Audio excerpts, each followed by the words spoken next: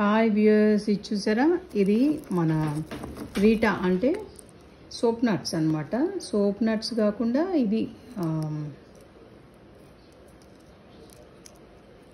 మన వీళ్ళు Tamilians use చేస్తారు కదా, షీకాయ్, డ్రైడ్ షీకాయ్, సోప్ నట్స్ చిన్న చిన్నగా కట్ చేశాను. గింజలు తీసేసాను చూడండి, ఇగో గింజలు కవర్లో వేసి పెట్టాను పక్కన. గింజలు తీసేసి కత్తిరితోటి కట్ చేసి షీకాయను సన్నగా కట్ చేశాను. సోప్ నట్స్ ఇట్లా చిన్న చిన్న పేళ్ళలా కట్ చేసి ఆరబెట్టాను అనమాట.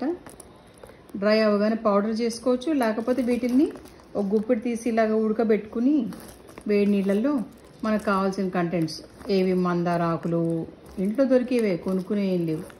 మందార ఆకులు, ఒక స్పూన్ బియ్యం పిండి లేకపోతే బియ్యం కానీ ఇవి వేసుకుని మనం ఉడకబెట్టుకున్నాం అనుకోండి. మెంతులు కావాలంటే హార్స్ గ్రామ్ ఒక గుప్పెడు, ఇవన్నీ ఉడకబెట్టేసుకొని చల్లగా అయిన తర్వాత వాటిని మనం ఏం చేయాలంటే ఒక మిక్సీలో వేసి మిక్సీ బట్టి మనం థిక్ పేస్ట్ లాగా వస్తుంది. ఇది మన షాంపూ ఉంటుంది, ఆ కన్సిస్టెన్సీ కంటే ఇంకొంచెం థిక్గా వస్తుంది.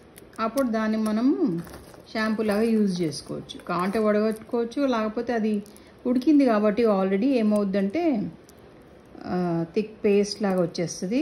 దానిలో ఇంకా ఏమీ తోళ్ళు తొక్కలు ఉండవు అన్నమాట.